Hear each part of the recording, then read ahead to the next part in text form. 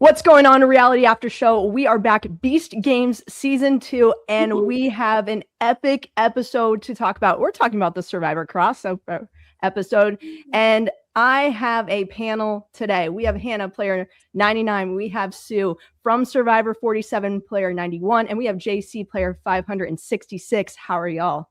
We're doing great. Excited to be here. Yeah, very excited. Lauren, I have to warn you, I drank a lot of coffee, so I'm going to be a little chatty. I might spill some tea. Uh-oh, we like that. We do. We love that on this podcast. I enjoy the tea all the time. And I am really excited about this one in particular because I'm a huge Survivor fan myself. And I thought this episode was so well done. They did a fantastic job with this crossover. Yeah, it was insane. It was shocking. Weren't you shocked, Lauren?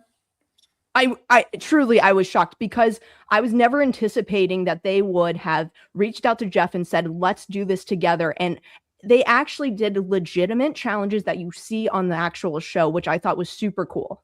And it was surreal just being there. I mean, Sue, you've lived it, but so for like me and Hannah, just being in that environment, it was just so surreal. And that's what I have to say. I was very happy for you guys. It was, like I was excited for myself, but in the same breath, knowing that all of you got this opportunity to experience Survivor, especially Hannah, you being such a super fan. And I was happy for Ian too, because I knew you guys were really, really super fans. It was really, really cool to know that all of you were going to experience, a day what a dream come true, right? For a super fan like Hannah. Yeah, like we also when we didn't initially know we're going to Fiji, but once we knew we were in Fiji or on the way, then I knew that Survivor 50 was filming at the time. So I was like, oh, it's Fiji. Yay, we're going to be in What are the odds, right? Yeah, we're going to be in Fiji at the same time that Jeff and Survivor 50 people are here. That's so cool. I never even imagined he would take time away from filming Survivor to come hang out with us for a day. I know. So, when you see our faces, we're who was the first one that spotted him on the boat? Because I know these old eyes didn't spot anything. I was just I see a shadow of a person. I have no idea who that is. Maybe Katie. I don't know. I think a few of us were just saying, I just heard Jeff, and then we all saw Jeff and we were all freaking out. Right. Crazy. Y'all are definitely freaking out. I could just see the facial reactions of it all because it's pure shock. It has to be because you're not expecting that to happen whatsoever. But I want to flash back a little bit here. We are searching for the cannonballs in order to be able to go and compete on this island. We saw some of y'all find your cannonballs and we didn't see others. Hannah, I know for a fact they didn't show yours. Where was your cannonball? This is funny. Yeah, so my cannonball there was a portal in the the middle of the sand pit in the middle. And it turns out it got dropped there after 6 cannonballs were shot out. I believe to make it appear like it's coming out of Fiji. So basically we've all searched in that area 10 times already. So when I finally saw it, I immediately thought that must not be a cannonball.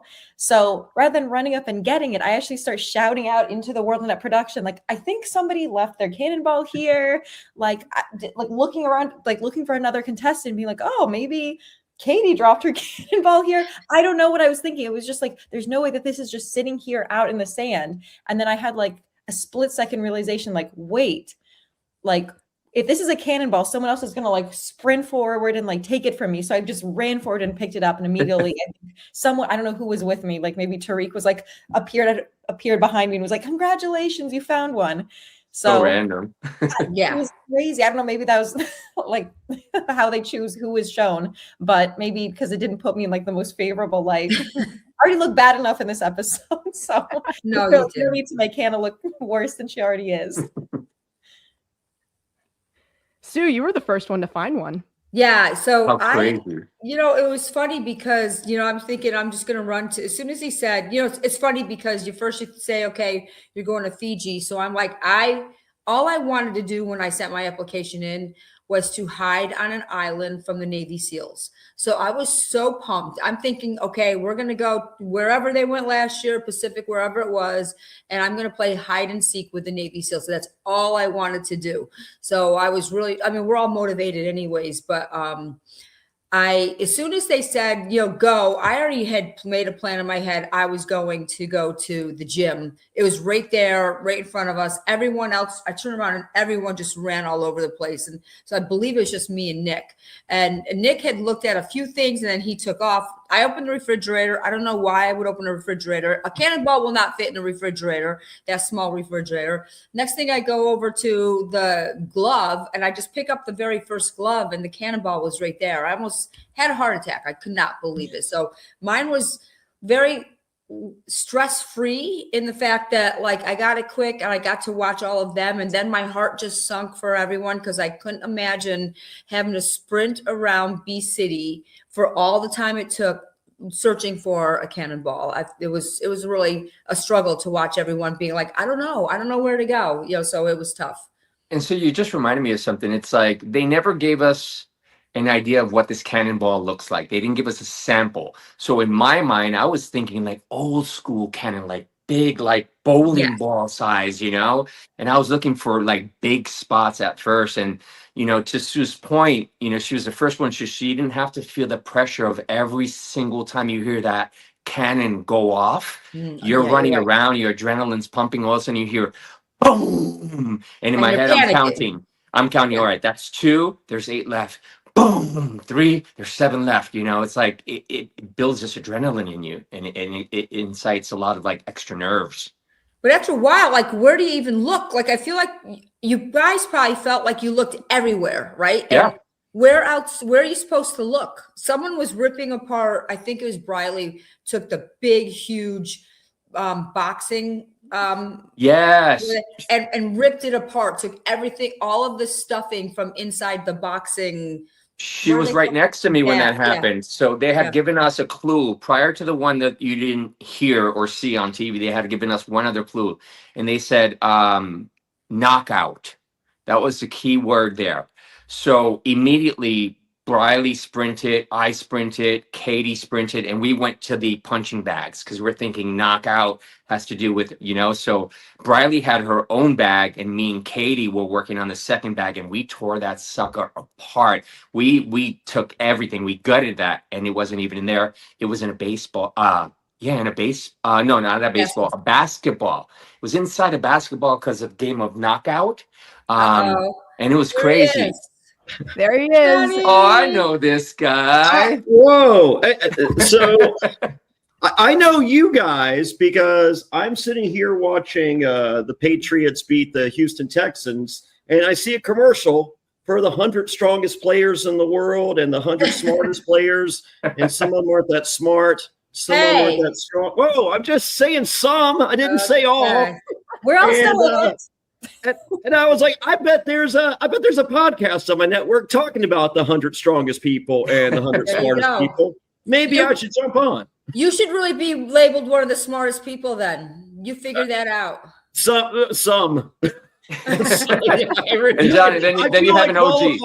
I qualify for either definition, I feel. And then you have an OG like me who's neither smart nor strong, but I'm driven.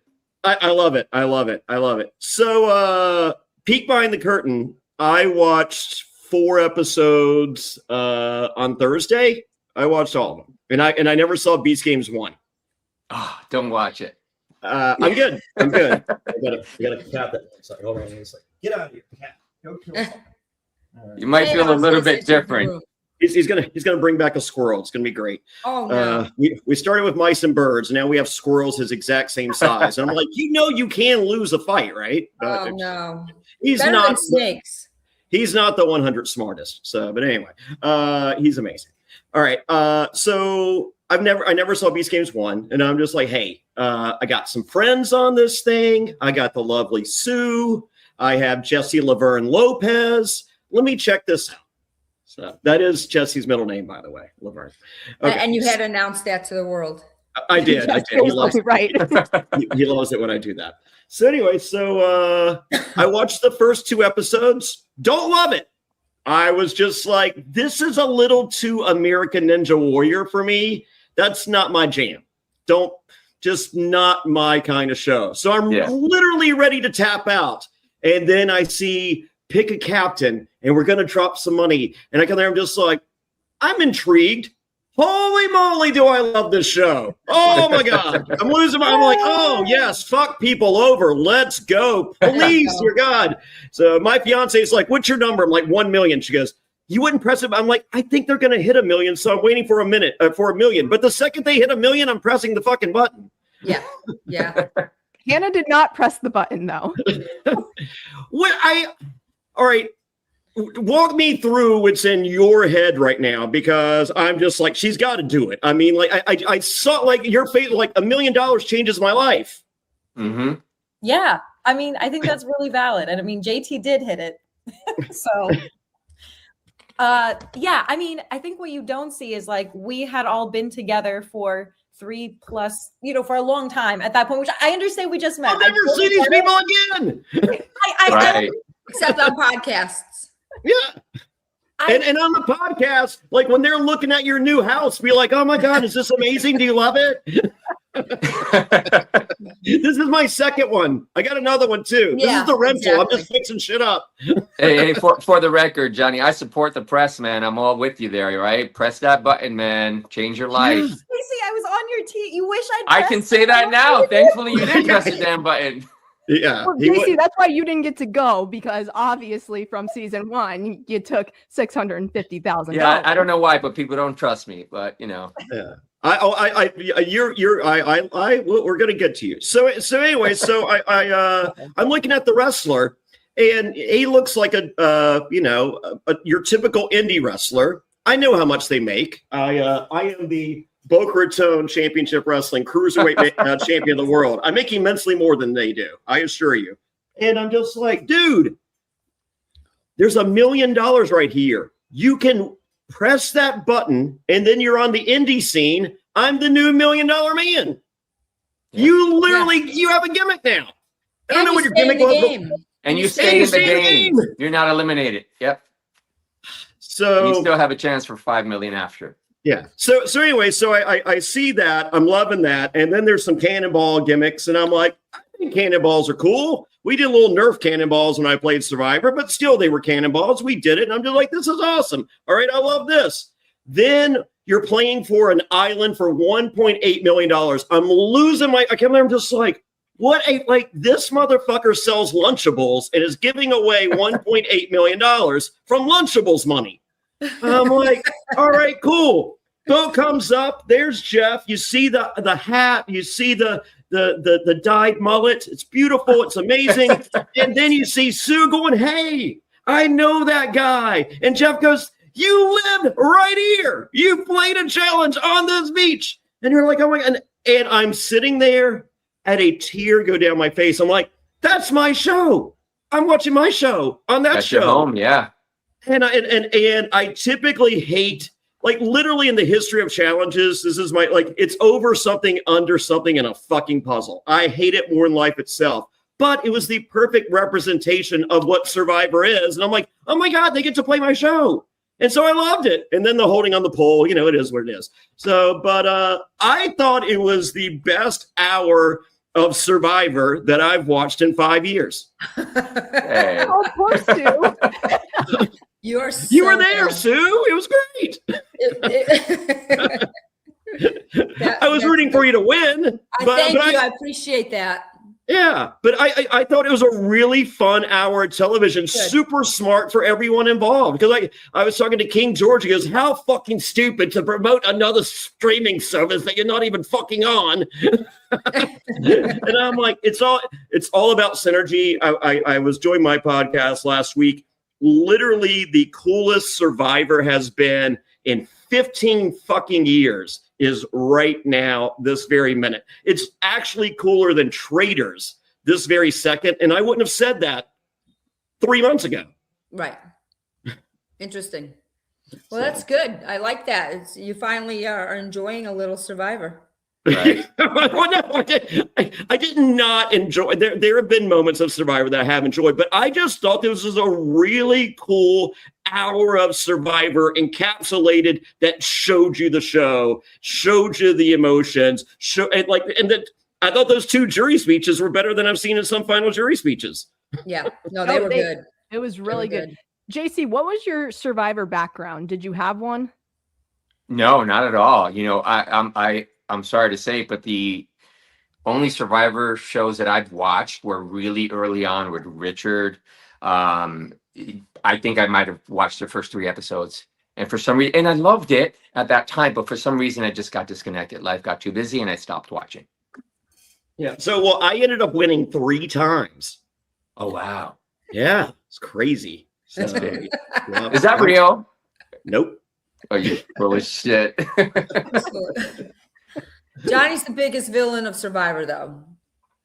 100%. Yeah, I'm the bad guy. I You lied are about the my villain. grandma dying. So I JC, just heard that before you jumped on. I'm like, so JC wow. never needs to worry about being called a villain because Johnny has you topped. Yeah, we were actually talking. Someone could have topped me in the world of professional liars at the end of Squid Game. That Squid when Trinity on the last person, if he had fucked that girl. Oh my God! I'm sitting here bowing. I'm like, oh my God, genius! And then it's just like, nope. And I'm like, oh my God! I'm like, you literally ruined a finale, and you'll never work again. That would have made such great TV. I mean, that would have broke the internet if he would have done that. I would have done that. I know you would. I would have done it on the second one. Like, it's in here. Just kidding, it's here. Yeah, right. Here's my money. Can y'all tell us, so out of the 10, who all were Survivor fans? Was it the majority? Well, Definitely. no. I Well, mean, JC didn't even know about it. Yeah, definitely me, Ian, obviously Sue, Katie. I mean, I feel like Jeff. I feel like Jeff was excited. I feel like Jeff was excited, but I don't think he really ever watched the show. Right. Is that the guy that you guys voted? No, Ian's the one that they voted. Ian. Okay, yeah. Ian, I felt definitely because he was just like, dude, unless he's lying in his confessionals, Oh no. I really felt like, holy moly, he's a fan. I would have rather done this in American Ninja Warrior. I'm like, well, then stop being so athletic because they're not casting those anymore. No, he actually, I guarantee you, we will be seeing Ian on Survivor. Him and Jeff clicked really well. Jeff really was impressed with him, and I guarantee you, we will be seeing Ian on Survivor. I'm cool with that, but he's got 1.8 million reasons to send him home. Yeah. Yeah. He's a competitor though too, so he's someone that you want out sooner than later. Right. He's already going in with a target on his back. Yeah. I'd pick my time. I'm not in a hurry. If he's on my tribe, I'm not in a hurry to get rid of him. Oh no. Right. Because he'll win that for you. He'll win everything. He's really, really good. Right before the merge. He seemed. I felt he had the best story. Well, he had the best story. You could just it was just like, holy moly. Like it's just like, dude, change my life. Please change my life. I'm begging you to change my life. And I'm like, all right, I'm behind the change my life. But on this, I can win this for you. And I promise I will. And I feel like there's a little more believability there in the, I will win this for you. We're all like, Yeah. Well, I mean, I wouldn't, but as I said, there seemed to be a little more believability there. It's questionable though, because when you think about Beast games, there's a lot of luck involved in some of the games, and it's a matter of who's on the right team. So when Ian stands up there and says, "Oh, I will get you to the end," there's no guarantee he can get you to the end, right? Because if he gets to choose his team, which oftentimes you do, he will always choose strong unless the competition or the challenge requires some sort of smart. Yeah, but otherwise, you don't know that half the time.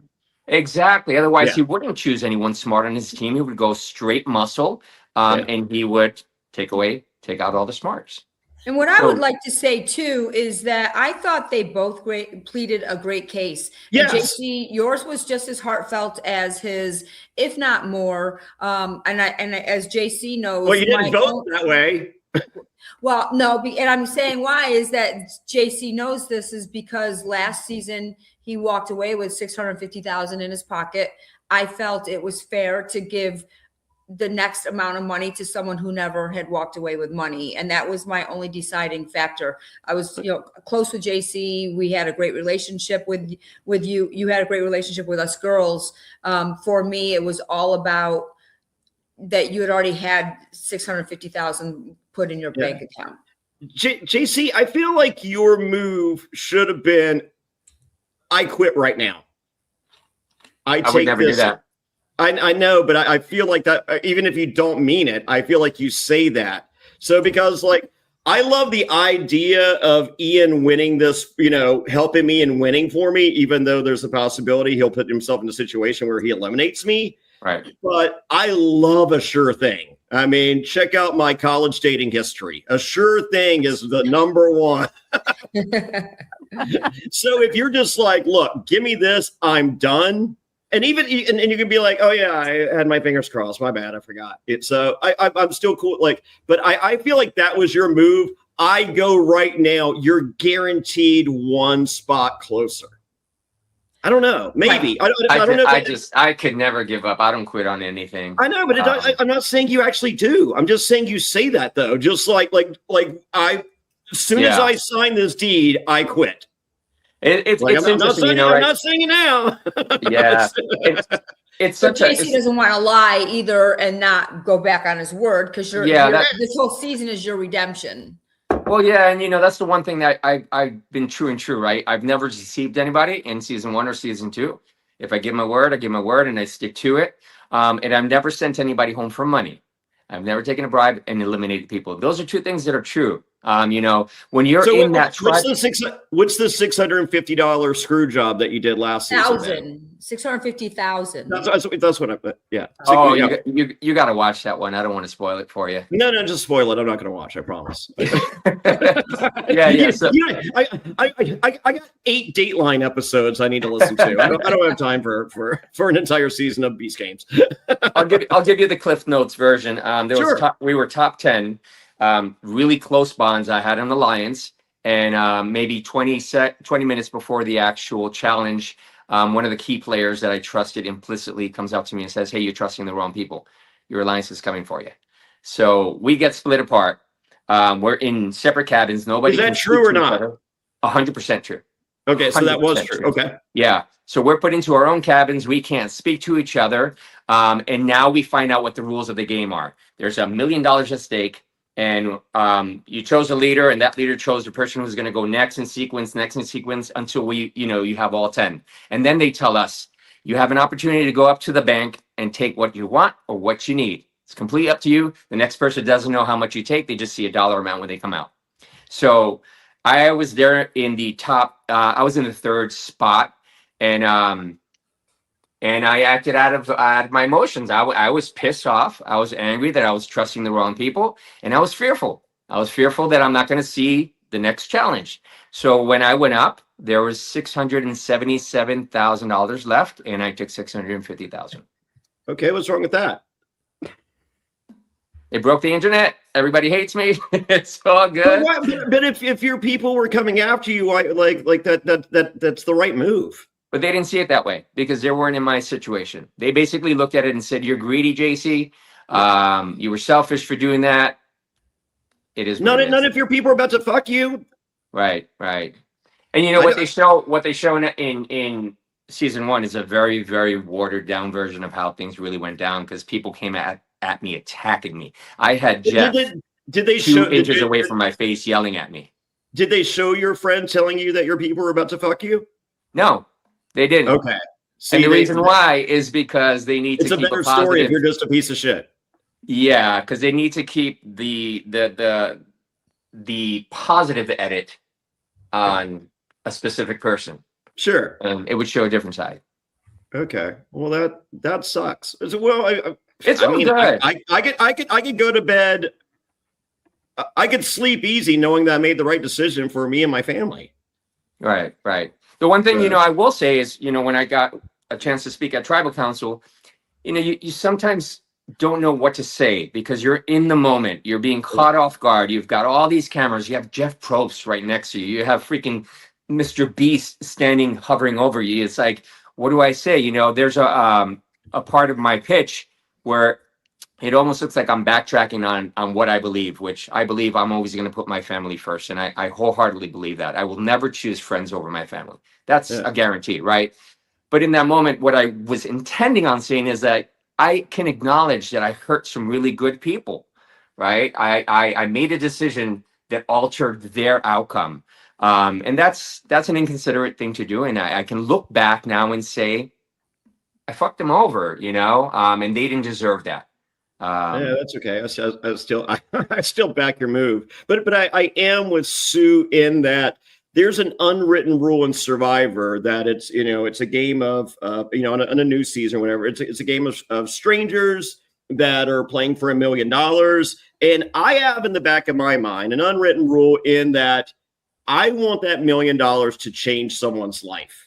Right. Now, Russell Hantz does not agree with that. He's just like, I don't give a fuck if you're a billionaire. If you played a better game, some two stupid women, then I'm going to give you my vote. And I'm like, oh my God, like you've literally learned nothing in 20 fucking years, you moron. But anyway, that's his belief. I believe Sue, Sue is not hurting for anything. Sue, do you believe that at the end of the day, it should change someone's life? Is that kind of do you believe in that unwritten rule, or you're kind of on? I believe it should change someone's life. Yeah. Yeah. So with that, I think I'm walking in Sue's position where I probably like you as a player for fucking people the last time, but you've already got your 650K. Let me give it. This guy don't have 650K. Yeah, no, I totally get that. And, we're all different people. We all have different mindsets, right? I believe in loyalty. That's just my thing. I'm loyal to a fault. If the roles were reversed and it was Ian against Jeff, who has a $10 million bank account, ironically and crazily enough, I would have still voted for Jeff because my loyalty was for him as a season 1 player with me. That's the crazy part. So I don't see it as you already have too much. That's not a concept in my mind. It's like telling someone who won the lottery that they should never play the lottery again. Yeah. Did you mention that in your speech? No, I didn't. And something else I didn't mention in my speech, and this was purposeful. I have an ill child, and I did not want to exploit my child on that kind of a platform. Like social media, I can talk about it and I can give people bits and pieces of like what I'm going through from a family perspective, but I didn't feel it was right for me to share it on a worldwide platform like that and use that as a way to earn sympathy votes. Did you tell? We all knew that too. I feel like everybody on the jury. Yes, everybody on the panel kind of already knew. Yeah, you already knew that. You didn't need to say it. So I did. I'm not going to say the show because it'll out the person. But I did a show in which there is a parent with a special needs child, and they did not want that said on the show. Right. But they're like, but when it comes time to vote, and I'm just like, well, pick a lane. Yeah, it's all about choices. Like, if you want to say it, I'll give you the vote. But if you don't want to say it, then it all comes down to choices. Bad guy here. Right? Yeah, I just chose not to use that as a means. Well, I don't feel like you needed to if they already knew. So they knew. Yeah. So you made the right move there. I think I don't even know if the guy that won the temp was Jeff. Is that his name? Yeah. Yeah, I think if you had said that you would have been loyal to Jeff, I think that would have been admirable. But at the same time, it's just like, well, fuck, I didn't play on season 1, so I don't give a fuck. All right. So that might not. That might. Yeah. So, Hannah, how come you voted for Ian? Yeah, I mean, I felt very, very, very conflicted. This was really difficult because I feel mixed. Because on a friendship level, I was much, much closer to JC. And emotionally in my heart, that's who I wanted to vote for, regardless of how it would change somebody's life or not, or better game or worse game. But I think similarly to Sue, it's like one person has already walked away with some amount of money, somebody else hasn't. And then Ian talking about, I have nothing in my bank account. JC talking about building a nest egg. I was like, if we're talking about needs-based, if we take away the private things people have talked about, on paper, that sounds more needs-based. And then the thing that may have only impacted me, but since we don't vote in private, I could see everybody's votes before I voted. Yeah. Strategically, I was like, if I'm the one vote for JC, what if I'm already ostracized from the city people who haven't been with us for a week? Then all 10 of us are together. Ian wins and says he'll self-sacrifice for somebody, and he gets to take except you, everybody but me, and then I'm not with anybody at all, except for maybe me and JC. Theoretically, but he like lost and doesn't have any power. I was just like, this is like a terrible spot to be in. It's that herd mentality, right? I'm going to go and follow the herd. I did not like the group vote. Like if you're doing the Survivor experience, go walk to the fucking voting booth. Yes, Like, I agree. Yeah. I feel like was there right was like a there. timing thing. It was They're like, right wouldn't it have there. been cool if we did it like this? And I'm just like, I guess. And they're like, okay, well, blind. I'm like, well, they're fucking blindfolded. You're fucking ruining everything. Yeah. Yeah. And Like, also, either they're watching or they're not. And if they're not, do the fucking booth. Right. yes, we may have had a different, I mean, maybe not a different outcome, but maybe Closer. But it would have been interesting to hear people's Why. opinions in the confessional booth saying this is why, and then you sort of get a better idea of. I think I would have appreciated that more, just kind of hearing what people's thought processes were, on how they made their decision. No, if I see 4 Ians, it's just like, well, all right. sorry, JC. Here's what's fascinating about the whole thing, and obviously the audience doesn't know this, but we lived it. Ian was a bit of a dick. Let's be honest. Come on now. In the city, he carried himself in this like cocky manner, like he's an American Ninja Warrior. I'm better than all of you. That's at least my perception, and maybe I have a little bit of a sour note because when we stepped in as OGs, he immediately wanted us out. He didn't want to get to know any of the OGs. He had his little group like coming after the OGs. The only reason that he befriended you, Hannah, and you, Sue, is out of convenience because now you're stuck in an island with him. How much time did you spend with Ian before that? How much time did Ian invest in getting to know you prior to the island? For me, I don't know if we had ever spoken or maybe like once or twice. So again, it was like on a personal level, it was a really complicated vote for me because we'd only be close because the 10 of us were. So had you not been on the island with you, he wouldn't care to get to know you. But Sue has big muscles, so I'm sure he talked to her. When we spoke, and he's a super fan.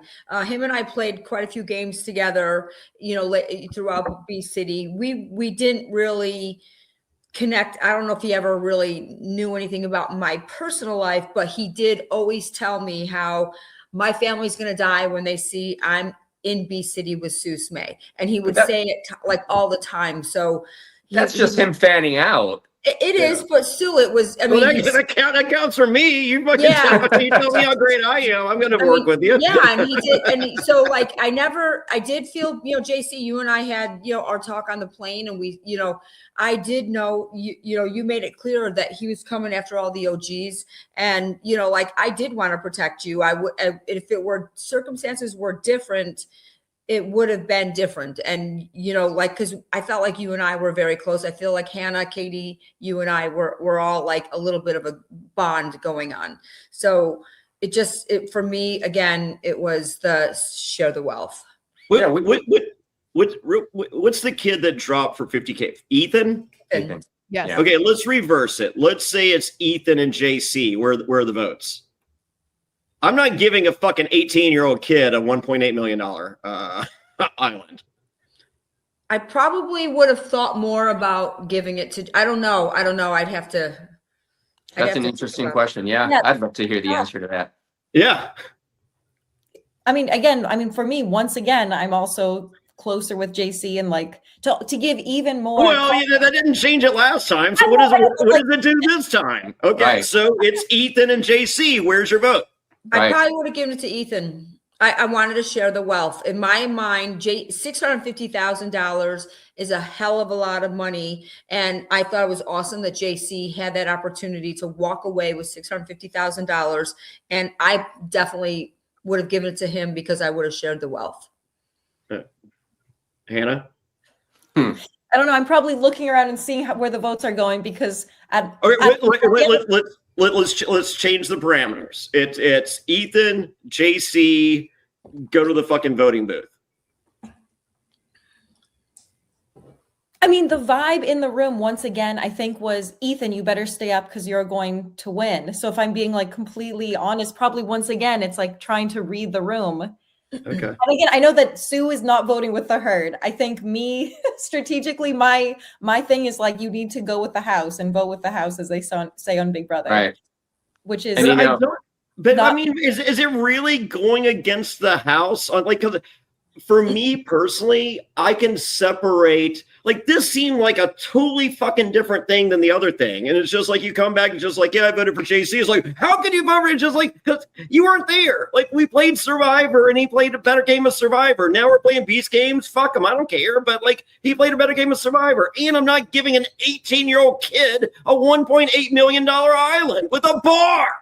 I mean, I wish there was a separate thing, but it didn't feel like it in the moment. That's I'm sure. hilarious. It felt like a strategic- But you know what? This kid, he's a great kid. He's got a potential huge future in front of Great, him. let's not give him alcohol to fuel it. Give him Look at alcohol, me. let him I got burn it. alcohol at age 18. I'm on my 4th IPA right now, and it's 2:00. And you know, from my perspective, like if I had to think about who I wanted to go up against, whether it was Ethan or Ian, I would still choose Ian at this moment. And the reason why is, you know, when you're up there, God knows how high we were. The only person that was in my perspective, the only person that I can see clearly was Ethan, right? I didn't know that Ian was actually struggling to keep on. I know that I was struggling. I was going to hold on to, you know, the soul would have to leave out of my body in order for me to fall off that damn It's pole. happened. Have you seen clips of that challenge from? Have you seen No. the bad drops? People fall from But way, yeah, I would- way up. It's There's crazy. been some bad That would drops. have been me. I would have passed out and just like fallen, you know, to my death. But I didn't know what Ian was looking like on there. And my mentality was, he's American in Ninja Warrior. They train for this shit. He's not going down. Something that they show in the edits is they show me coercing Ethan. Hey, let go, let go. They show me starting that dialogue. That's not how it went down. Ian started that dialogue, and I was like, this is an opportunity to chime in, because if he's hearing it on the left side and he's hearing it on the right side, chances are he's going to crack, right? Yeah. And the reason I wanted to go against Ian is because I for sure thought I had 4 votes locked in, and I wanted to compete for the freaking island instead of have someone gift it to either one of us. Can 'Cause I he say got it something real quick? as a gift? Yeah. If this was one challenge where the person that lasted the longest won, it would have been Ethan. Ethan would have won hands down. And Yeah. nobody's saying that. Like, this kid was going to beat everybody's asses. I feel you was too. And why is he taking the 50 grand? He was Because- glued to that pole. Like, he was they not talked him budging. into taking the bribe. I know. Oh, you but- hear Jeff yelling not to take the bribe, so I'm surprised he Yeah. didn't stay We up. were Yeah, all weren't you yelling listening to take Jeff it. Probst? We No. pressured him into it. Absolutely. You know, it was part of the game at that moment. And, you know, I looked That's at it. When I worse than looked at the- taking 650 million. Right. And when I looked at who the players are remaining, I was like, I for sure have half the votes, because the strong guys, no way in God's green earth were they ever going to vote for me.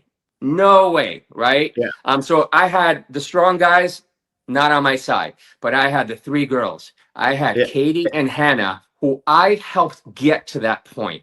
And you guys forget that, right? I contributed to getting you on that island, right? I played a role in that. And we were supposed to be, you know, there for each other and support each other. That never happened. It's all good. And OG Jeff. He No. fucked you. Yeah, but let's talk about Sue here. I spent 15 hours with you, Sue, on a flight. You know everything about my life. I know everything about your life. You know, I know everything about like your daughter. You know everything about my son. Like, we bonded on a whole different level. You were Yeah, the 100%. last person that I thought was going to let me down.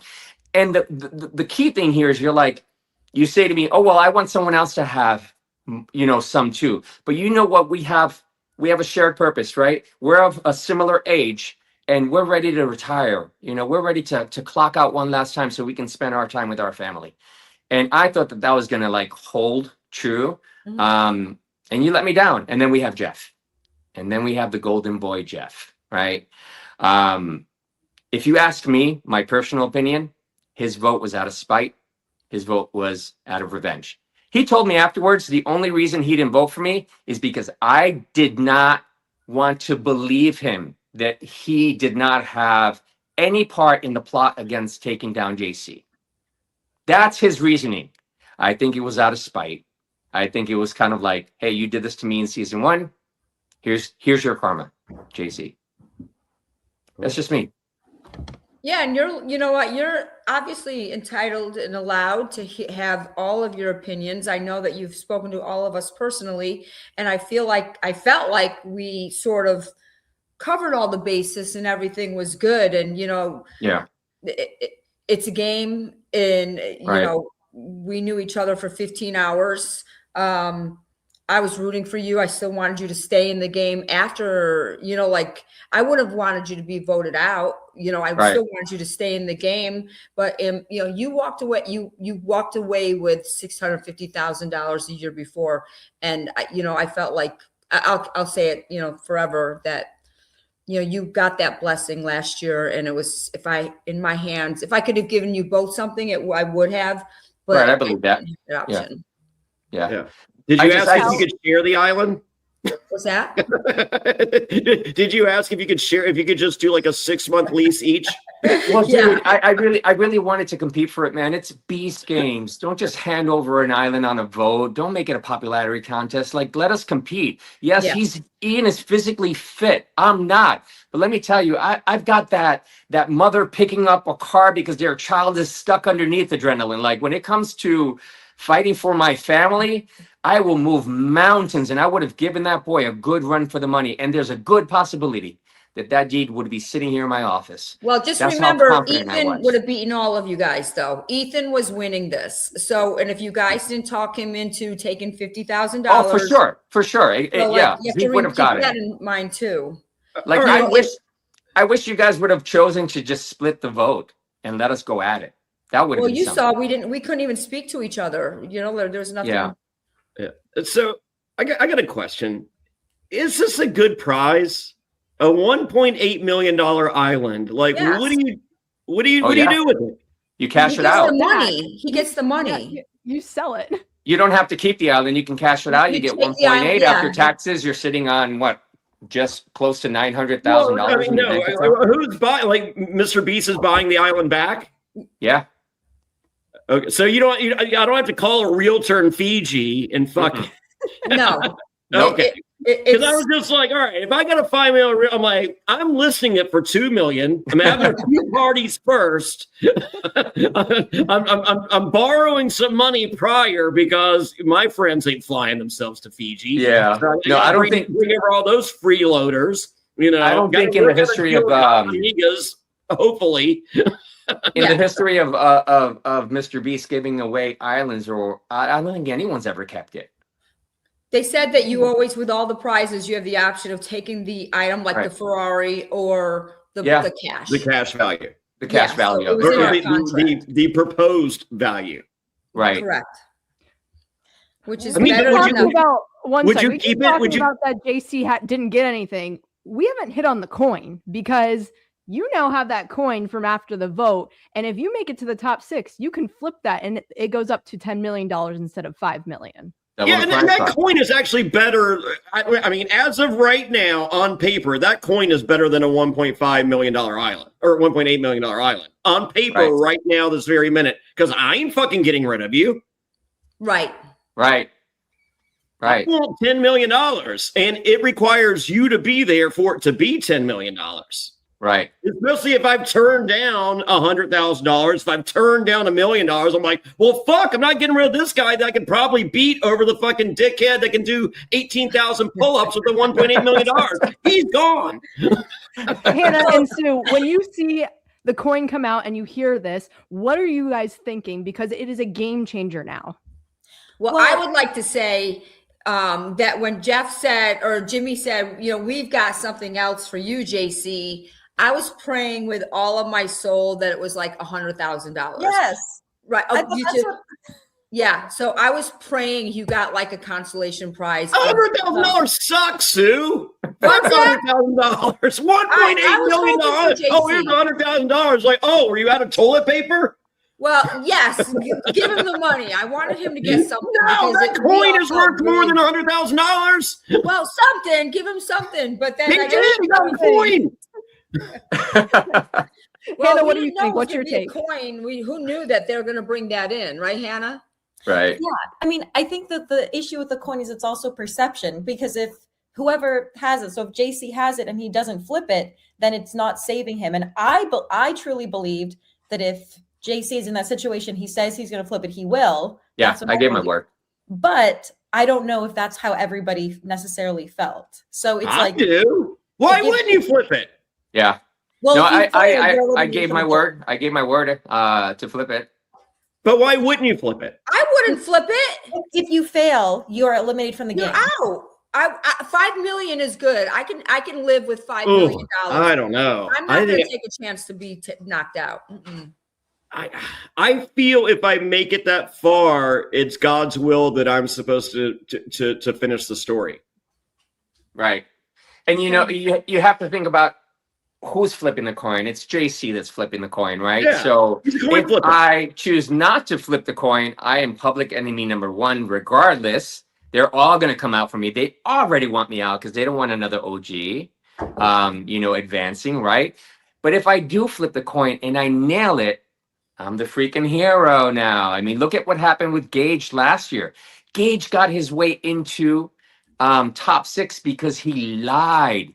He deceived people that had loyalty for him, right? And he swept it under the rug and said, this is just strategy. I'm really, really sorry. The only reason Jeff flipped that I'm sorry, not Jeff. The only reason Gage flipped that coin in season 1 is because he felt guilt.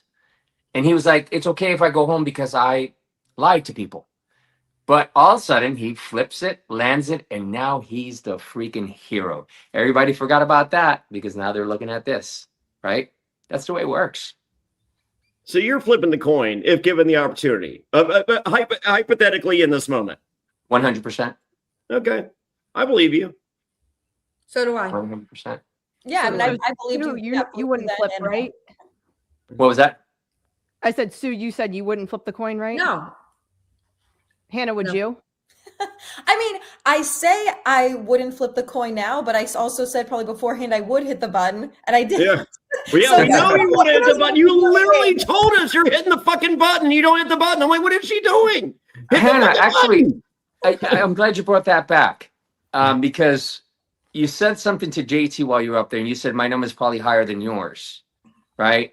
So yeah. I believe that count would have kept going up. So Yes. would you have, if it, say it was at 1.5 and no one has pressed that button yet? So actually, the reason why I'm saying that and being so sketchy is because I was very afraid there is some twist that if nobody hits it, because the producers want us to hit it, you can just tell from being It's there. It's an FU lever. Well, I was afraid. That button is there to be pressed. If you do not press that button, they're like they want people that are going to press that button. Like we talked about on my podcast. Like when Johnny Bananas has the chance to split the money with Sarah at the end of the challenge, or split it or keep it for himself. That's the fuck you lever. The production put that in there. If Johnny Bananas splits the money, he ain't back on the challenge. Like, why the fuck do we want this guy? We want someone that pulls the FU lever. On House of Villains season 2, the first challenge, there's literally an FU lever. In New York, she's walking through and she doesn't even need to pull the fucking lever. She was like, the whole reason they cast me is to pull the fucking FU lever. So she pulls the FU lever. No reason. Just because she has to pull the FU lever. That button is there to be pressed. Yeah, makes TV. It does, and I think my gameplay in season 1 is what changed the narrative for season 2. I think had I not done what I did in season 1, you probably would still have captains up there denying maybe up to 2 million. It's crazy. That's insanity. Honestly, I'm watching the first episode. That first $100,000 briefcase, I'm fucking out. Or 100. What was it to get you back in? 150? 100,000. 100,000. Yeah. I'm out at 100,000. See you later. I think that was a smart move. Ninja Warrior shit. I'm done. Yeah, I think that was a smart move, right? Guaranteed money. You size up your competition. You're still winning God knows how many. They could have even leaked it. They're like, hey, if you hang around Fairplay, you get to see Jeff. I'm like, I've seen Jeff. It's good. I want You're like, I want the money. He's a good looking guy. We're good. I'll see him on season 52. It's fine. So you is that didn't have a little number, teaser? Hannah? Yeah, no. So I was afraid, as you said, the producers put it there because they want someone to hit it. And you could tell from being up there that they wanted someone to hit it. I was afraid if no one hit it, there'd be some twist. We're going to pick a random team. All the captains are eliminated. So I am that sketchy because I want someone to take it. That's not me. So I am being that sketchy, not because I wanted to take it. I wanted Nick's team to take it because I, at the time, was not friends with anybody on that team. Yeah. I did not want JT to hit it, but since I had no control of, nobody looked like they were taking it except for JT. So I was trying to push JT into taking it, and it worked. He was very nervous and he wanted to take it, but I think he was very conflicted. Well, remember, Hannah, we were on the pod right next to JT's team, and we kept saying JT looks a little sketchy right now. He looks like he might be, feeling the pressure of what's coming up. We had our feeling that he was going to press. We had a feeling. So did you have a number? I didn't have a number in mind, but I mean, if it got up to like 3 million, half of the prize we're competing for, but I don't think it would ever get up to that point. I think he would have doubled it and gone up to 2 million. No, Are he you said he getting was it for going to 2? 1.5. Remember, he told us it would have gone to 1.5. Oh, is that I don't remember that, but yeah, 1.5. Yeah, and I'll just say JC was too busy spending his 1.8 million that you didn't give him. He didn't hear that part. I'll just add, like, financially, the right thing is to hit it. But if your goal is to win the entire thing, I was like, strategically to hit it now, you're just going to be a target or something for the rest of the game. So if my goal is to win the whole thing, hitting it is the wrong move. Financially, that's bad. But I felt like I feel $1 million is a win. Oh, big time. Financially, that's life-changing money right there. Yeah. Absolutely. I think $100,000 I'm pretty much good. I live in Danville, Virginia. Like my mortgage payment's $500. We're good. You're good. Yeah, your third house here, it's $2 million. So You're living the life, Fairplay. I got a pinball machine behind me. We're fine. I feel JT though turned into like everyone. The second he hit the button, I know my guys went running to him, and all of a sudden you realize that you sort of want to be on his good side because now he will do an self-elimination if you have something like that moving forward because he's already got $1 million. He's got house money. So people are immediately going to him and consoling him and befriending him. And before you know it, he was in with the group better than he ever was. And I know it was because of that. And moving forward, if there's a self-elimination, be with him because most likely he'll be okay self-eliminating because he has $1 million. Right. And then add another 100,000 or 500,000 to it. It's just like, I'm good. I'm good. Yeah. So good. 100%. I honestly think you could have done that if you press it, you're eliminated and your team's eliminated. But I do love the twist of just your team is, and you're still here to live with that. And they're not here to fuck with you. Yeah. It's like, you fucking suck. We hate you. Yeah. Can you remove them so I can go downstairs now? Bye-bye. In season 1, the stakes were even much higher because the captains in season 1, if you press the button, you're eliminating about 45 people. Like you are chopping down your competition by a sizable amount. It's bad. But nobody pressed. I can't believe nobody pressed in season 1. As soon as I they hit wasn't $1 million and they're all still standing there, I just couldn't believe it. For $45, I'm thinking about pressing the button, guys. $45, 2 cases of beer. I don't know. I don't like half these people. Like, she's my number 1 alliance, but the rest of them, fuck them. that's what's also hard though, because for me, having almost no alliance members besides my team and Sue, obviously, again, financially, it's the right thing. But strategically, I eliminate every single one of my allies and only have Sue left. That's like puts me in a bad spot. Sue's a pretty good person to know. She makes friends easily. Yeah. And I'm loyal. Yeah. Other than JC may not think so, but I am. if you need makeup tits, or if you need makeup tits, if you need makeup tips, there's always fire ash that you can scrub all over your face. Oh my goodness. Absolutely. I'm so good at that. I did You had to today. find a way to squeeze that in, didn't you, Fairplay? I waited 54 minutes for that. Well, you could have twisted it a little bit better. I think we could have added a little more to it, but I'm on IPA number 4, Sue. okay. Nice. As good as it goes. Yeah, I wanted to ask you a question. What did your family think about you not hitting the button? Right. Okay, again, maybe I just am from a different situation, but my family loved it. They are like, we love that you are. I know that you feel differently, Jonny. I know. My fiance said, "Don't fucking come home." Even if you win the $5 million, don't fucking come home if you don't press that button. You're fucking stupid, and I'm not marrying someone that's stupid. Reword the question. How did your boyfriend feel that you didn't hit the button? Yes, because parents love you no matter what. Yeah, Right. they don't have a Reword choice. the question. Maybe he felt differently. Okay. See, there it is. I have a lot of messages of people saying, I'm going to throw something at the TV if you don't hit the button. What's wrong with you? Like, I get it. But until you're in that situation I said the same thing when I watched season 1, and now I understand why 5 people didn't hit it. Yeah. I think I'm pressing the button at 900,000. I think in my head, 1 million is someone's number, so I'm getting it a second before 1 million. Right. I think that's my number. And Hannah, no regrets at all, like looking back and, while you're eating your ramen, like saying, shit, man. Honestly, Captain's Bribe, I have no regrets whatsoever. I have regrets for the Survivor Challenge. I know we could have done better. Yeah. I know I could have done better, but actually for the Captain's Bribe, I have 0 regrets. And I think, once again, I also wouldn't have hit it if it were. Right. I know it sounds crazy, but up to the 1.5 or 2 million mark, I feel good about that decision because I felt good about our team, and I like that. Yeah. I don't She know. might have $10 million right now. We don't know. Who's to say? That's right. At least you're owning your decision. I'm here for that. 100. You brought up the I challenge. lump shit back all the time. I wouldn't own it at all. I'd be like, I have many regrets regarding the game, but for whatever reason, that's not one of them. I have many other regrets that I would happy to own, but that's not one of them. That's fair. Fair. And That's so fair. Yeah.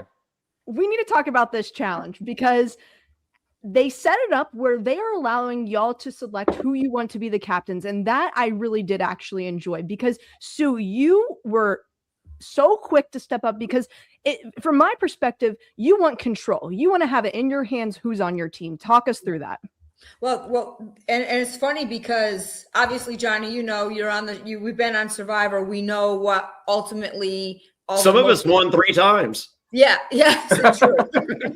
Allegedly. So we know what makes you win. So the fact that, I knew I was with a lot of very smart people too, but I really wanted to have Ian on my side because I thought that Ian is the well-rounded guy. Good. I know he's good under pressure because he competes, and I was always going to bring my girls with me too.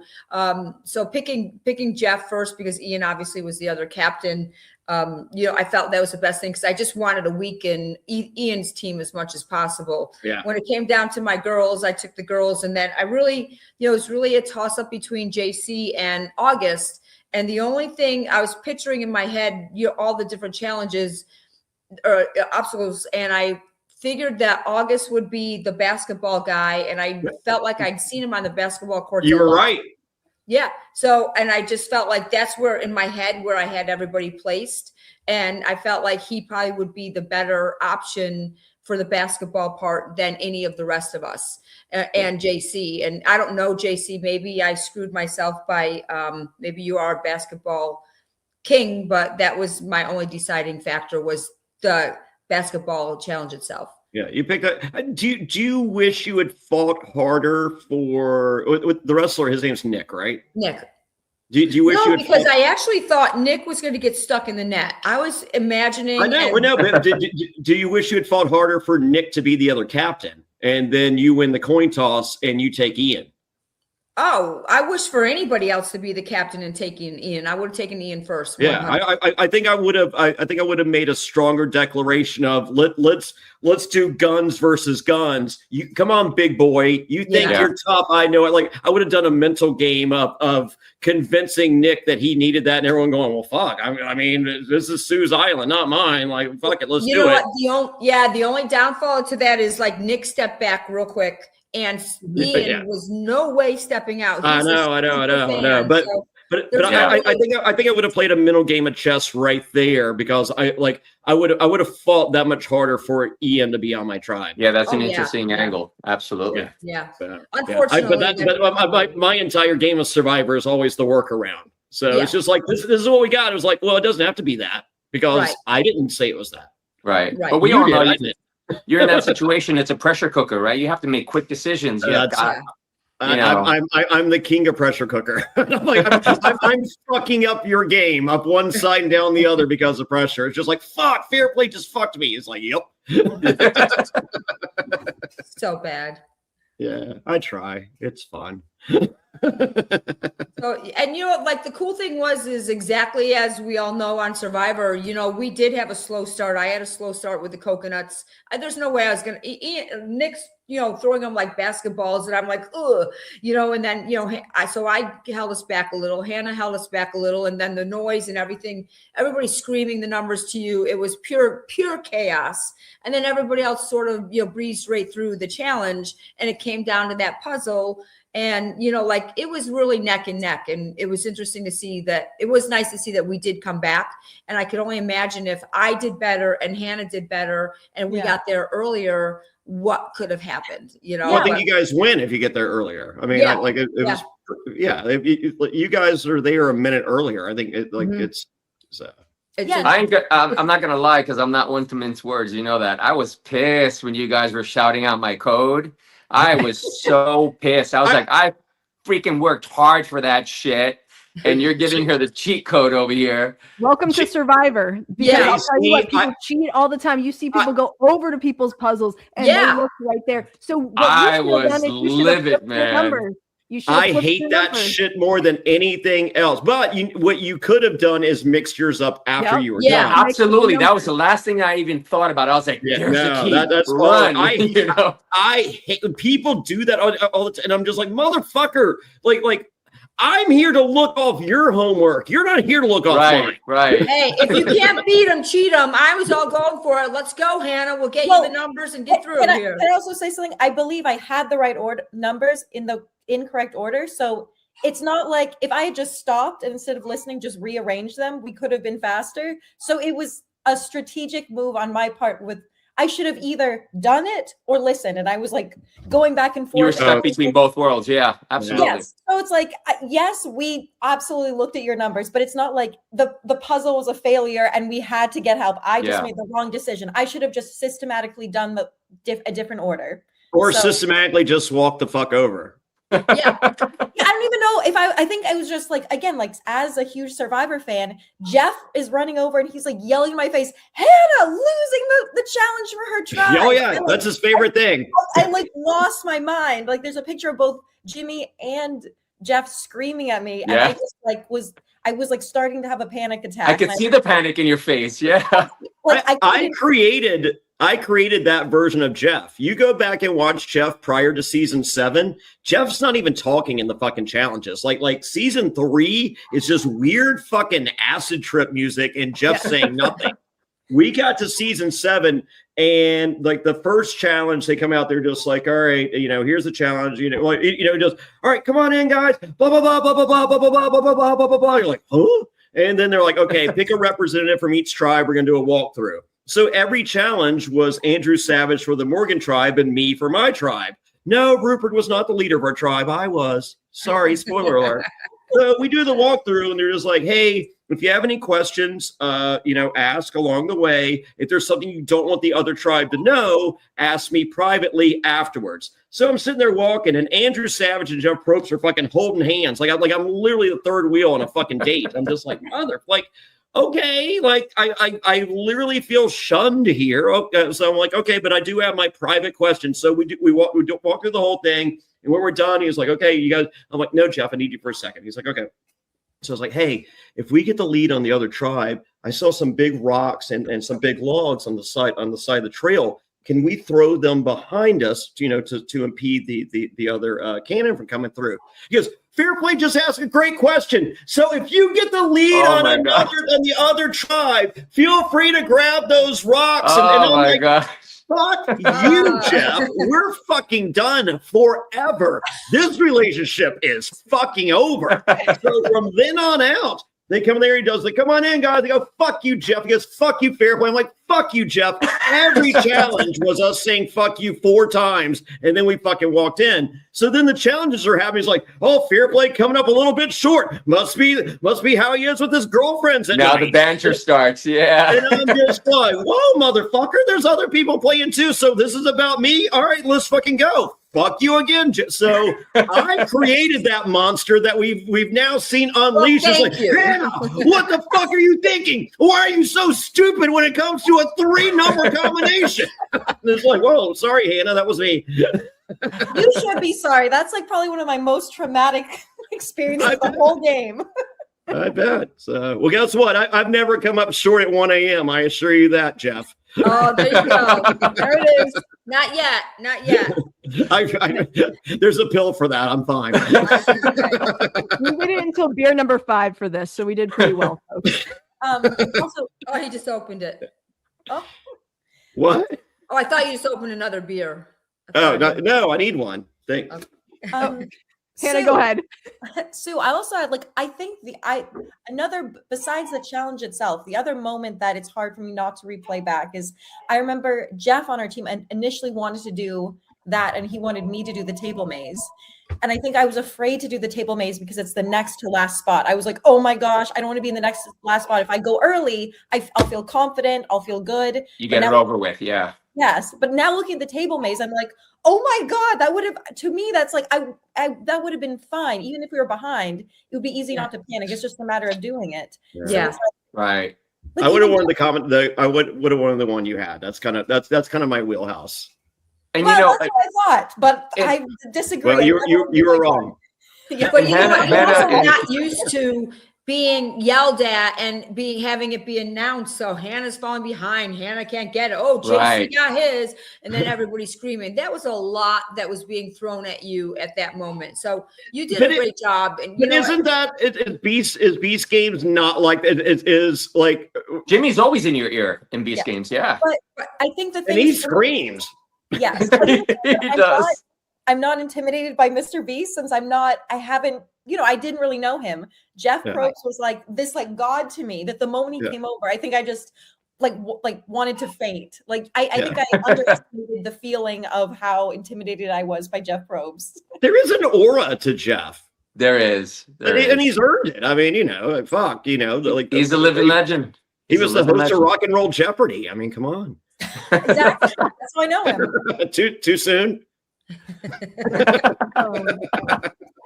Hannah, I'm surprised you didn't take the table maze simply because you do play live reality games, and I'm sure you've done one of those before. I have. So that's why I felt confident with either, because I've done both those things. And so in my head, I think I underestimated the stress of being in like a real live Survivor competition versus like a fan-made version. Because in those games, I've like performed under pressure, won individual immunity. Like, I know it's not the same thing, but I feel like I underestimated the stress of being in like the real life situation. And it's okay. We survived. It's okay. You know what I mean? Have you done one of those like Survivor live deals? Yes, I played in like 5 of them. That's how me and Lauren met. Oh, okay. There you go. So, I have not. Story. I played. I was like, I have not. I was like, oh yeah, I did. I played the Myrtle Beach one and mutinied my tribe. Yes. Yeah. Go ahead and share it. I'm sure they'll love it. Yeah, it's good. Well, I'll share the link. We got to do a watch along because that was so much fun to me. Like my tribe. So Eric from Squid Game, the one that lied about having the pregnant girlfriend. So Eric was the producer on this Myrtle Beach deal, And so we're there, and my tribe, they're just like, fuck this dude. Like, because like there was one survivor per tribe, and they're like, fuck, we got Jonny Fairplay. This guy's the worst. And I'm just like, you guys won life's lottery, dickheads. And I'm like, all right, you know what? Fuck you. So anyway, so they took care of the only guy that was, they took out the only guy that was talking to me first. And they're like, oh, Fairplay's next because he probably has something. So anyway, so Eric pulls me here for a confessional. He's just like, hey, I need, like, you know how it's looking. Like, and just like, no, we're doing the confessional right fucking here with these fucking morons behind me. I go, like, hey, you see these fucking idiots behind me? I'm like, can you hear me? Because I'm making sure you can. Fuck them. And Eric's like, holy shit. Like, because, as a producer, you think you know everything. You think you've seen everything. And he was just like, this is why this guy was on Survivor. And that's why these guys, are not. What can I take from this? And I think I think Eric learned from that moment, when you have the platform of Squid Game, it's just like, dude, you got one chance to fucking do something. Do something. Do it. Yeah. So press the fucking button, Hannah. I'll also add that the Eric you're talking about is my ex-boyfriend. So oh, really? Yeah. So I guess I did not learn from him. That's why you broke up. Yeah. Oh no. Oh my God. The fact this happened on this podcast today. Wow. I love Anna's like, yeah, I've heard of that fucking Eric guy. That's what I was pointing at her because I knew it was her boyfriend. I didn't know that. Ex-boyfriend, not her boyfriend. Wow. Ex-boyfriend. Sorry, my ex-boyfriend. I love it. This is great. This has been I enjoyed this more than the episode, actually. I'll be honest with you. Oh, good. Can you be giving away money? What's that? We just need you to give away some money then. You could be our bank. I got the next question wins a Richmond Lager American. You got to come to my house to get it. It's okay. Yeah. Sounds Sue, good. where are you located? I'm in New York. Okay. You're am I going to be in New York? No, I'm not. You're going somewhere else for the 50 premiere. You're not going to New York.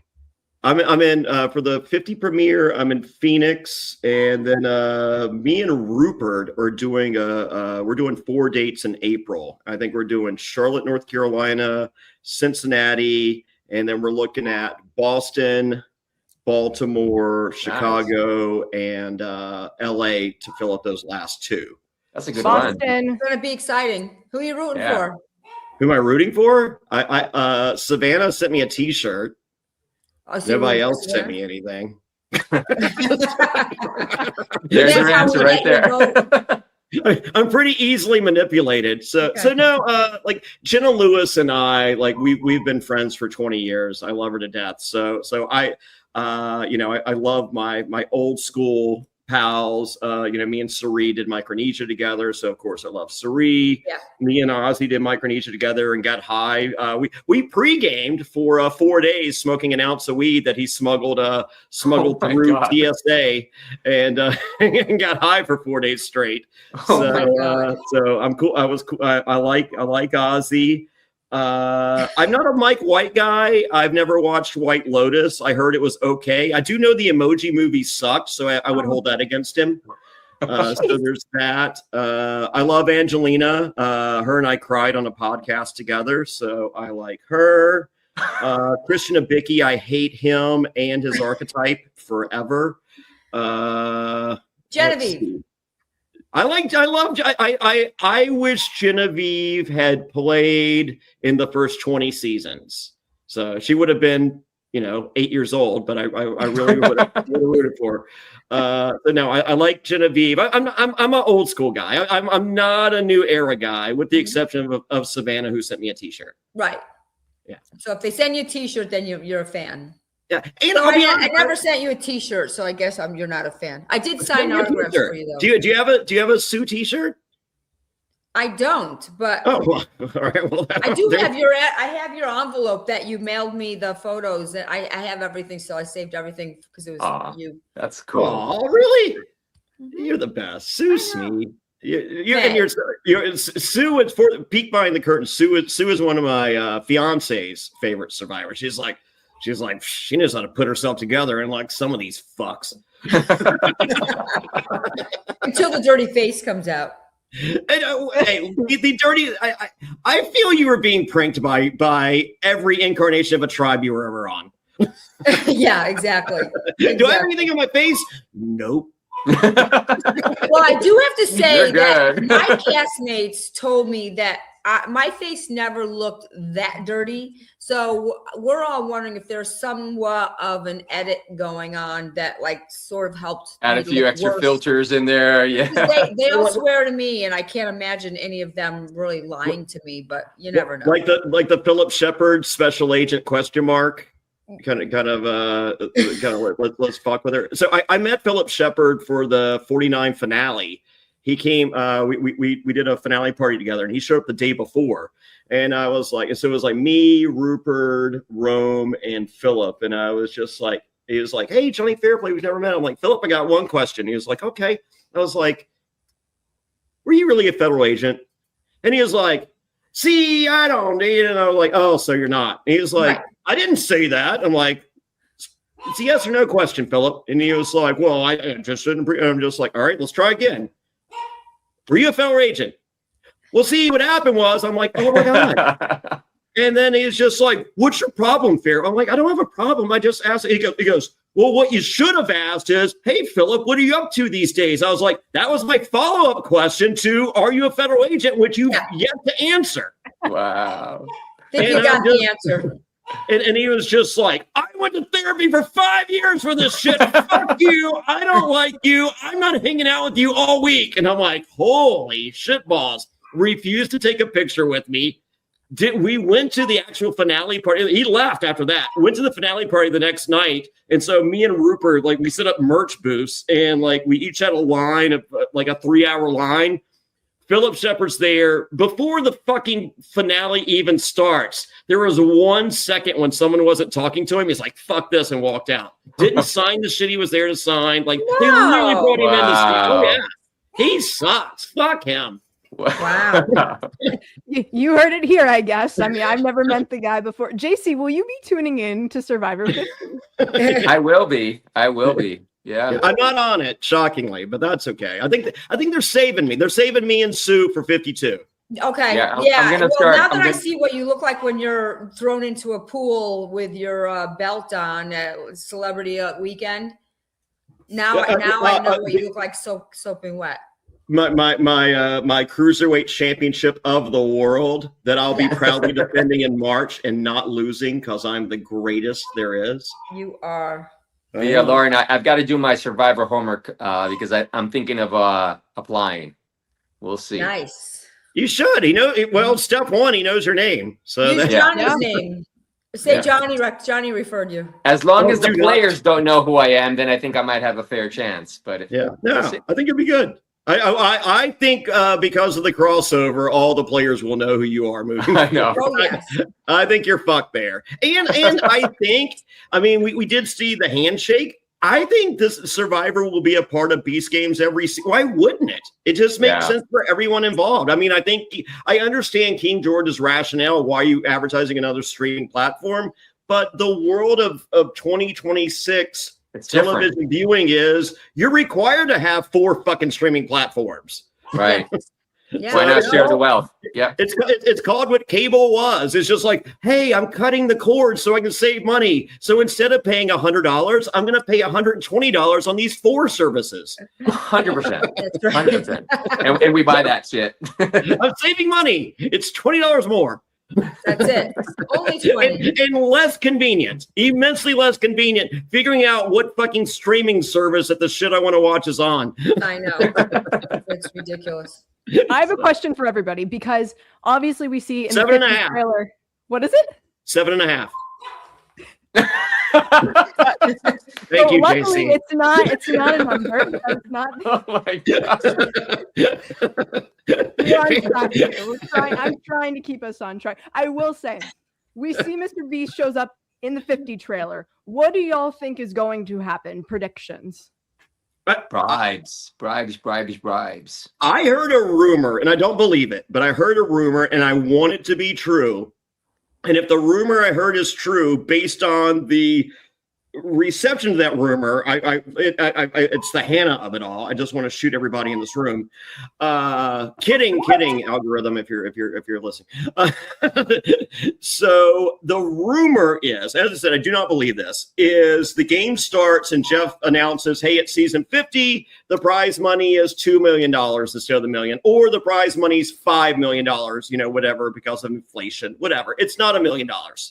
And then Mr. Beast promptly shows up and says, "Hey, I have a briefcase right here with $1 million. If anyone would like to leave right now, come get it. And you would have to break my fucking legs to stop me from grabbing that briefcase." Heck yeah. And this was told to me by a new era player with other new era players there. And they're just like, "Oh God, no, I would never grab that briefcase. Oh, if you grab that briefcase, they're never calling you again." I'm like, "I grabbed that briefcase. I'm telling them not to fucking call me. Lose my fucking number. I'm done. We're good." I don't give a fuck. I'm with you on that, Fairplay. There's going to be a big bribe that's going to be hard to turn down. Yeah. And you'll self-eliminate, basically. I hope. As I said, I don't know that's it wasn't a rumor based on knowledge. It's a rumor based on what Mr. Beast does. Yeah. So, but Sue, I figured he'd flip a coin. You didn't think he'd come in and flip a coin? I don't know. I mean, but okay. Well, let's just say the proposed rumor is true. Sue, your new era. Are you running up to grab that briefcase, or you want to play Survivor 50? So after I played once already. I played, I'm taking the briefcase. Everyone on Survivor 50 played once already. Yeah, I barely made it through that. So physically, I'm taking the briefcase.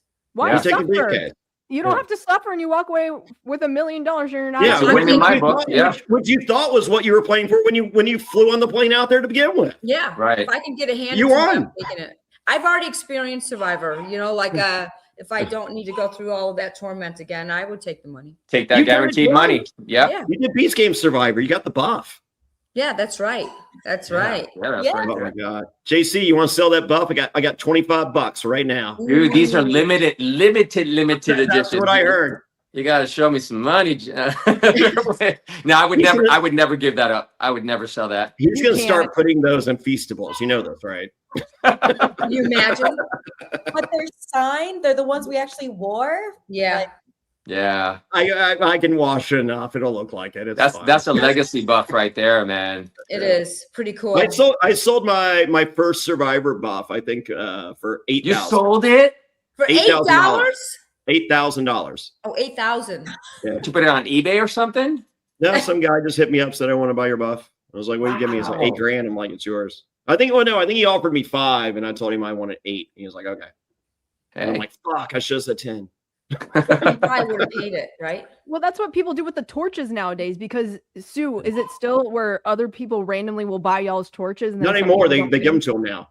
Do you get your torch? Yeah. No, it was right there. There it is. Yeah. I haven't gotten mine yet. We were promised that we would, so I think Ian and I will be getting a torch. My torch. Oh wow! You guys got the only 2 torches? Yeah, I think it's just the 2 of us. That's awesome. Yeah, because we didn't have torches. Okay, that's really. I would have demanded a torch, Sue. What's that? I would have demanded a torch. It's like, hey, I can't vote without a torch. That's how it works. Snuff my torch. When did they stop doing that though? Because season 41, there was voting chicanery on I want to say, I can't even remember whose. Anyway, season 41, and so after that, like, you know what? Fuck this. We sell all the other shit, but we're just gonna give the players their torches. So yeah, there was voting irregularity in season 41 torch eBay auctions. But I thought that Mama C paid for hers. I think she had told me that she had to pay. Yeah, no, up until 41. Oh, 41. Okay. Yeah. So my torch, I put in a top bid. So my season, we burned all the torches except for the final 3, me, Lil, and Sandra. And so there were only 3 torches available. So I was still doing exit press when the eBay auction was ending. So I put in a top, no torch had gone at that time. No torch had gone for more than $6,000 or something. So I put in a max bid of $10,000. Wow. And mine ended up selling for, I think originally sold for 12,000. And then that guy had an auction for it and it sold for 15,000. Wow. And then I know the guy that currently has it that bought it from that guy, and it's being left to me in his will. Oh, that's awesome. Yeah. That's So pretty cool. so every time I see him, I give him, like fucking like French fries and just shitty food. Yeah, you got to outlive them. Yeah. Do what And it takes, man. French fries. Well, whatever. So I don't know what's good. I don't really know what a carb is. What is? A carb. A carb? I don't know. So I know there's carbs in beer, and I try to get all that I need there, and then I just do steak. Nice. So steak and turkey. Well-rounded. You're very well-rounded. Steak and turkey. Lots of turkey these days. That's my New Year's resolution. Less steak, more turkey. There you go. Yeah. Good job. More Thanks. beer. More beer. Well, I'm going light. It's a lot. It's so much better for you. When are you getting married? When? Yeah. Probably. I don't know, like another like 2 years. So the problem is my fiance would love to get married in Australia. So I'm good friends with Jerry, the old Kaja. And so we would go there and then fly out to Fraser Island and do like a private deal. And that's our plan. However, my fiance has difficulty with a 4-hour flight. Like literally a lot of difficulty with the fort. Like it's just like, okay, we need to land now. I can't be up here any longer. And I'm like, you're aware that's a 21-hour flight, lady. Right. So we're trying to our goal, like we're trying to time it out. So we think we're about 2 years away from us bumping up our flight links to where she could take it. So it's a lot. Interesting. So, yeah, I mean, where's there to get married in the United States? Well,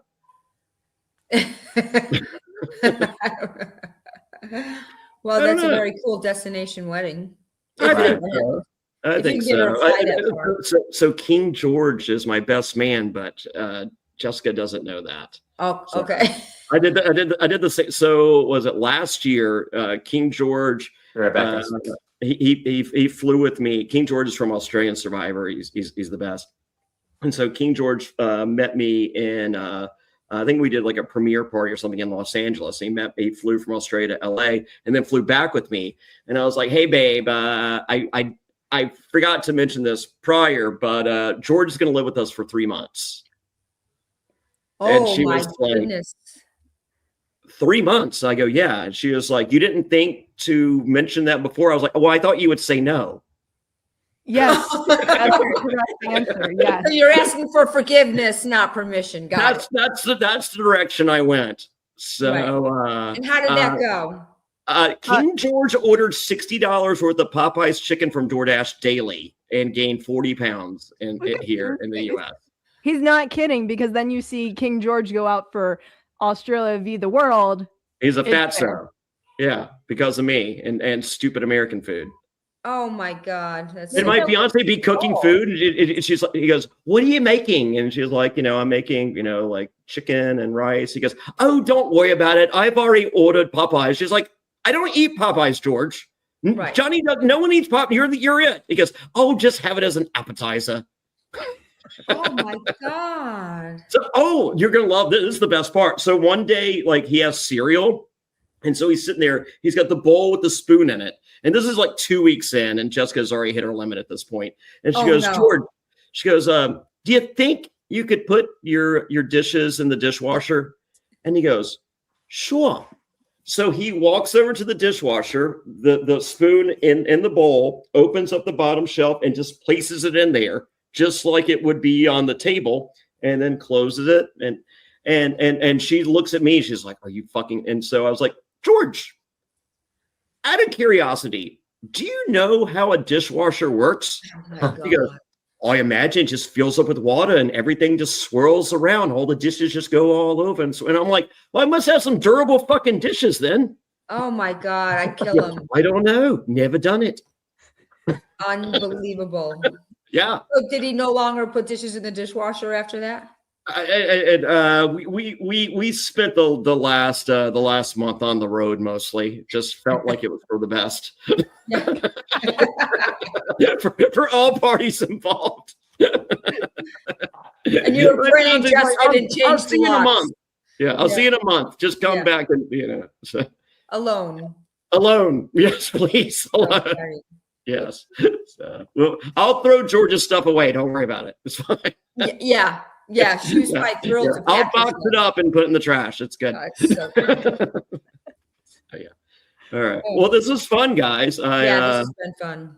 Yeah. So we're at an hour 30. So I'm gonna leave you guys. You this was incredible. As I'm glad I did not tap out after the end of episode 2. I did not enjoy the first 2 episodes. I'm sorry, just not the game for me. And no, it's all good. Here, I mean, as I said, I'm not like I've watched American Ninja Warrior before. Don't like it. Yeah. So I like Survivor and I like mind fuckery and Traders. There we go. So Traders episode awesome. 3 on, I'm like, hey, I like this. Where was this? Episodes 1 and 2. Right.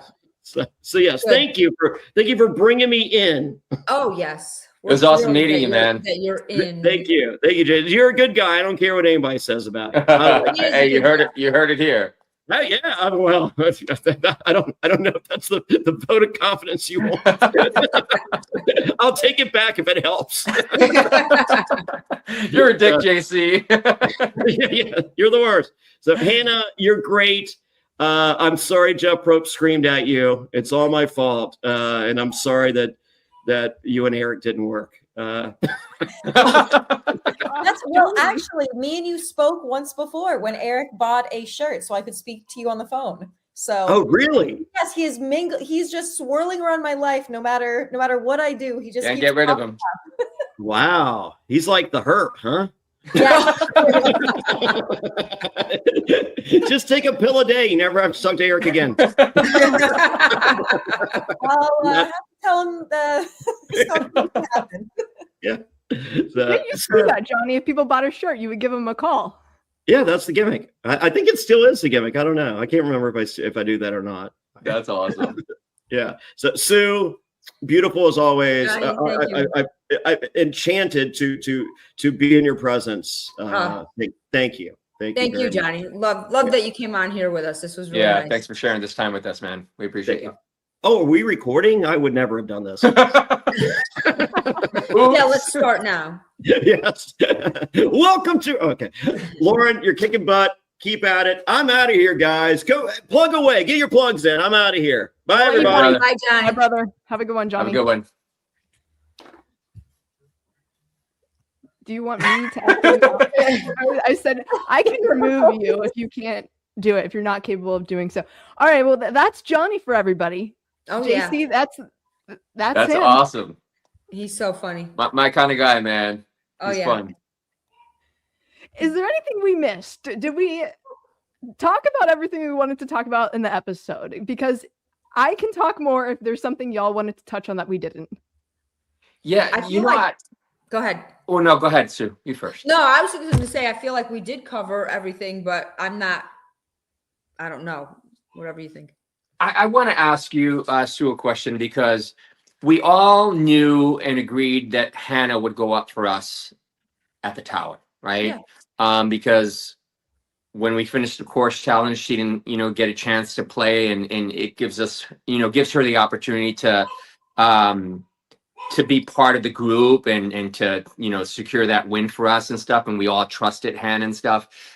Why did you guys agree on the easy, simple, no-brainer choice to put Jeff up there? And the reason I say this is because we all know Jeff is not going to ever press that button. But it took away the opportunity for one of you guys to earn that loyalty that can push you further in the game, right? Because, hey, look at what I did. And if you look back at season 1, practically almost all of the captains really advanced because people remember, that act of loyalty, and it carries you through, right? So why would you guys take the easy way out and not say, hey, you know what? I want to represent the team. That should be my moment. Well, first of all, it's safety, guaranteed safety, and guaranteed moving forward. Right. And, like, I think in this show, for me, you had to take each and every challenge for the moment you're in this challenge. And Brett and Corey were like this. They're good friends. Yeah. They're not going to let me go up there. And I Right. certainly was not going to let them go up there, because I feel like when it hits a number, and if it's sitting at $1.5 million, that temptation is real. Yeah. So, like, I knew for a fact that with all my heart, I have to say that there was no way Jeff was hitting that button for $1 million and to ruin the game for the rest of us. And that was one thing I felt, same as you. I felt you were both true to your words, that you were not going to ever do anything that would wipe out people, that make them leave the game and to benefit your own. So I believed you, absolutely. And I also believed Jeff, that I felt 100% confident in Jeff. I didn't feel so confident that the guys might like flip the switch and start being like, okay, I need them. No, that makes perfect sense, because like, I look at it from Jeff's perspective, right? He has to maintain his reputation, right? Yeah, so pressing that button is like, oh, maybe you're not who we thought you were, right? Me going up there, I would not press the button because I need to fix my reputation. I have the opposite side of that, right? And I do believe that as well. I want you to know, I believe you would have never pushed the button. I wouldn't have. I told them I wouldn't do that. I agree. I believe that as well. Yeah, I wouldn't have. So I don't think Jeff ruined our chances. I think we all had a fair vote. We were all like, Jeff, we want to stay in this game. And I think every single one of us knew we could be tempted. You know what I mean? So like, we didn't feel Jeff could be tempted. And so it was a guarantee next phase of the show. 100%. So like, just playing devil's advocate, let's say Jeff was not on your team, right? Who would you guys have chosen to go up there? Between me, Corey, I would have rather you, Corey, Emily, I would always want my Brett. fate in my hands. I would always want my fate in my hands. Yeah. So you would have advocated for yourself to go? Well, oh yeah, over anybody else, yes. Other than like you, Hannah, there were people that I definitely felt. I felt the other teams were already in turmoil, that somebody was probably going to be pushing the button, where we could have waited. Maybe if it went up to 2 million, maybe Hannah probably would have been like, I'm hitting it, you know, like, but like, who wouldn't? But in the same breath, right? Like, I felt the other teams had that weakness. They didn't have, JT's team. It was just him and John. He wasn't friendly with Brandon, Mia. Yeah, he only had John. Yeah, John was his man there. Yeah, so that was a very weak team. With Nick, I sort of thought Nick might hit it, and I didn't know about Tyler, but like we were all hoping Nick would take it because we wanted that team out. Right. It's Are funny you laughing, Hannah? Yes. Yeah. I mean, that was the team that I hoped would take it, because at least I was friends with like Brandon on the other team. And yes. Yeah. And getting all the muscle out would have been huge. Like that was a big advantage for everybody in that one. Yeah. So I'm not upset whatsoever. My goal was to keep moving forward and secure that win and move on to the next challenge. Yeah. So, and wouldn't you have asked him to do it too? If he was on my team, you probably would have wanted it. It all depends. I probably would have advocated for myself a little bit. If I was on it, I would say, hey, Jeff, you already had your moment. Let me have mine. Yeah. I don't know. Yeah, it's an interesting question. But you had to know he could be trusted. 100%. Yeah. 100%. There's no doubt. Yeah. So something like that, being given $1 million, 1.5 million, whatever it was going to be, you knew he wasn't hitting that button. So yeah, yes, I think of it from an OG player standpoint of view. It's like, the odds were against us, right? People still wanted OGs out. So if there's something that I can do to try to maybe help push further a season 2 player to earn those rights, that that loyalty card. That's probably why I would step down and be like, no, I think one of you guys, this is your turn, not ours. Right. Yeah, he didn't fight for himself. We were the ones that went to him and said, we're comfortable with you. And he said, okay, if you want me, I'll do it. Like literally, he wasn't fighting for himself, or he never said a word. Right. No, it makes sense. It makes perfect sense. Yeah. You want the 100% guarantee. But I do as well have a question for Sue and Hannah here. So say y'all's group ends up winning the challenge. How do you think that plays out? In Survivor? Yes, in Survivor. So say y'all win that challenge and y'all are up on the polls. How do you think it plays out? I don't know if you've seen any of my training stuff, but I spent so much time hugging the boxing bags. And that's the one challenge I wanted when I joined Survivor. Mm-hmm. And I still sort of did it afterwards. So that was a challenge that I felt I could win. And then knowing that you only needed top 2, I think I definitely could have been in the final 2. I don't know how the voting would have gone. What about you, Hannah? Yeah, I think it would have been an interesting situation because it's like me and Katie are like maybe a little bit like, usually it's like small framed, like Parvati shallow, like she's one person who I'm sure has like won that. So it's like I feel like we could have hung on for a long time. August and Jeff are also obviously like everybody's gonna like fight really hard. So I don't know who the final 2 would be, but I think it would be interesting to see voting there because like I know for me when I went back, a bunch of people were like, oh, we wanted you or Nick to win the island because you already turned down money. So at least you'd have something. So I was told that by a number of people, which probably made it even more disappointing. But yeah, that's so nice, Stephen. I never even thought of that. That's so cool. And I agree. I think it would have been the 3 girls up there on the, the last ones standing. I think the guys would have just fallen off. And you never know what the bribe could have gone up to. They may have gone up pretty high too. So you don't know. Right. Yeah. Hard to say, but I think it definitely would have been interesting. Yeah. It would have been interesting to see all y'all compete in that challenge because it would have been good. I like how they did it though. I thought they did great splitting you into 2 teams because that's essentially what Survivor is. It's 2 tribes, 3 tribes, whatever it may be, 4 sometimes, and then narrowing it down. And then you feel as though that's a individual immunity type of challenge. I know 2 people win it. So they really cleaned up here. They got everything that you could in one episode. Mm-hmm. No, they did a good job.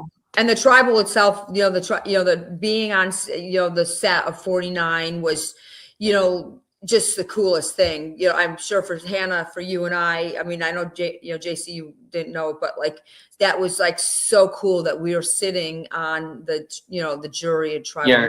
49. That set was next level. I mean, it was just so beautifully lit with the fire, and it's just the ambiance they created. There's a lot of little attention to detail. I walked around and looked at all the little things that they, did to create that set. It was unbelievable. You felt like you were in a whole different world. Yeah. And to meet the Survivor like production team, that was also like a dream for me. So just to like meet and see how it works behind the scenes. Yeah. Like, for that as like someone who like plays in my fake Survivor game and now I do like production for fake Survivor games and I run my own fake Survivor game. So it's like just every aspect of it. Yeah. Like I even know like what would be a bigger dream, like playing in Survivor or like being on production for Survivor, even, like an intern getting people coffee. Like I'm like, that almost sounds even just as good to me. Like I was happy for you. I was really happy for you. Big time dream of yours. So I'm happy it played out the way it did because that's something that you were not expecting. There's no way you ever thought that would possibly happen going on Beast Games. No. And like, I'm trying to feel thankful just to have been there because obviously I'm disappointed how it panned out, less of the money and more just, I would have loved to do the individual challenge for the sake of doing it, not even winning it. I feel like I just wanted to have tried it even if I lost. Just experience it, right? Yeah. Yes. But like to think like Jack and Tyler, I think are really big Survivor fans. So to see like the other Tyler who stayed back at the city, like the fact that both of them love Survivor and couldn't go, like you can see the disappointment on Jack's face. Yeah. Like I feel heartbroken for him because I know how I would have felt. Like I'm just trying to feel thankful for the fact that I was there. Yeah, Right. not focus on all like the the challenge things that went wrong. Absolutely. I think we hit everything that we possibly could talking about this episode. So is there anything y'all would like to plug on your end? Anybody? Instagram, anything? Yeah, I'll give you my Instagram. It's Sue Smey S47 Survivor 47. So that's the only handle I know. So that's the only thing I can plug.